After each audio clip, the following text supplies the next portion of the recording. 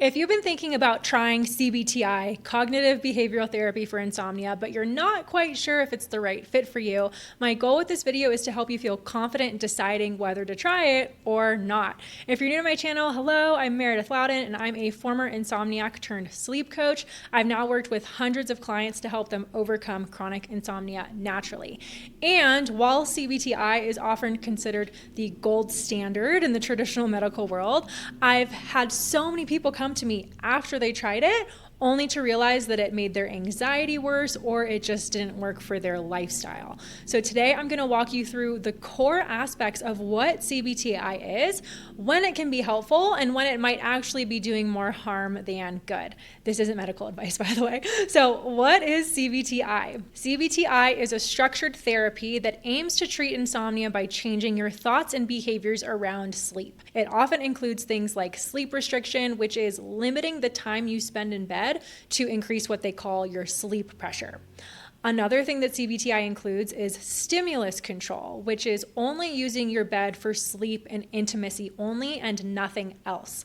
It also includes sleep tracking, like monitoring how many hours you slept, usually by keeping a really detailed sleep diary where you're writing down what time you got into bed, what time you fell asleep, and any time that you woke up during the night. And it also includes cognitive reframing, which is just changing your thoughts around sleep, which is quite honestly maybe the only part of CBTI that I tend to agree with the most. CBTI also emphasizes having a very consistent sleep and wake time, and it also layers in a lot of traditional sleep hygiene tips like avoiding caffeine, limiting screens at night, and keeping your bedroom like dark and cool. These things can help in general, but for people dealing with, deeper emotional or subconscious blocks around sleep, those things alone usually aren't enough. CBTI protocols might sound like a logical approach, and it can be helpful for specific people, particularly where maybe your insomnia is caused by circadian rhythm issues, which is where your biological clock is thrown off, almost like you're living in a different time zone, or for people who just have really bad sleep hygiene habits that need to be cleaned up. But what I've learned from working with my one-on-one clients and also the over 600 people who've gone through my Sleep Success course is that that's not what's causing or perpetuating insomnia for most people these days. The types of people that I've noticed from my own personal experience who CBTI tends not to be the best fit for are those whose insomnia is rooted in stress, anxiety, perfectionism, a constantly overactive mind, or past trauma. In fact, many of my clients came to me feeling more anxious after trying CBTI because it's very rigid. And in my opinion, it kind of treats you like a robot, telling you when to get in and out of bed, even if you're exhausted, and it doesn't account for your emotional experience at all. And if you're already overwhelmed or burned out, the last thing you need is a process that punishes you for not falling asleep fast enough. I've had clients come to me after they were told to stay up until midnight, even though they had to wake up at 5 a.m. Others were told to get out of bed every 20 minutes if they weren't asleep, which made them feel even more anxious getting into bed and also feel like they're broken and that something was wrong with them. And these were all people with anxiety, chronic stress, high stress or high pressure jobs, or high stress people in their life, or also trauma-related insomnia.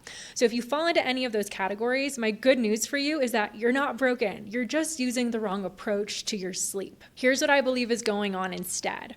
Your body already knows how to sleep. You were born knowing how to sleep.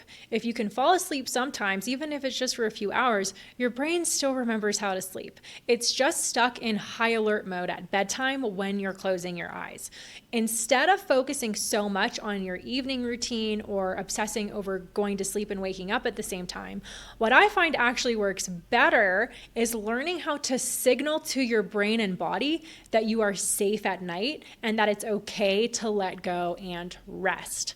In order to sleep, your nervous system has to shift out of fight or flight mode and shift into what's called the rest and digest state. This is the parasympathetic branch of the nervous system, and it's only activated when your brain fully believes that there's no threat. This doesn't happen through sleep tracking or forcing strict bedtimes. It happens by actually retraining your body and your subconscious mind to feel safe at night. You might not need as rigid of a plan to get your sleep in a really good place. If I had to guess, your life is probably plenty busy as it is. You're already exhausted. You already want to go to sleep. It's just that your brain has been associating nighttime with staying awake and alert because it doesn't feel safe to fully let go. This is driven by the subconscious part of the mind. And so any thoughts that are racing through your mind at night, your subconscious is looking at those things or those worries in your life as things that you need to stay awake to take care of in that moment.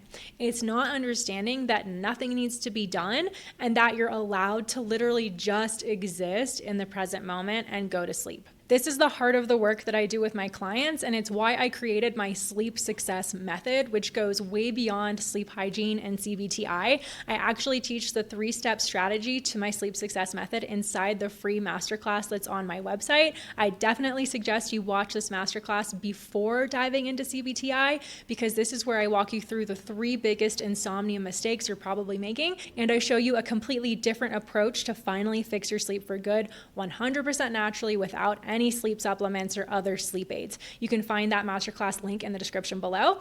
I'd love you to let me know in the comments. Have you tried CBTI before? What was your experience like? Have you decided whether or not you're going to try it now? I'd love to hear your story, and you'll also be helping a lot of other people from sharing your experience in the comments. You still have the natural ability to sleep, and you are so much more powerful than you think.